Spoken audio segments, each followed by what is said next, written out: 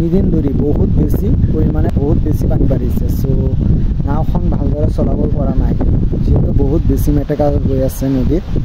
আৰু যিহেতু আপোনালোকে গম পায়, আমি বৰ্তমান ছাৰ্ভে কৰি আছোঁ, প্ৰায় 2 মাহ হৈ গ'ল নন ষ্টপ ছাৰ্ভে চলি আছে মৰিগাঁৱৰ পৰা আপোনাৰ কাজিৰঙা।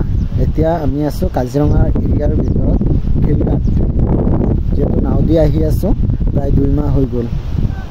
আৰু এটা কথা কওঁ মাজত, যে জীৱনত ভুল মানুহৰ লগত খোজ কঢ়াতকৈ অকল ধুনীয়াকৈ সঠিক পথত খোজ কাঢ়ক, নিজৰ কাৰণে বহুত বেছি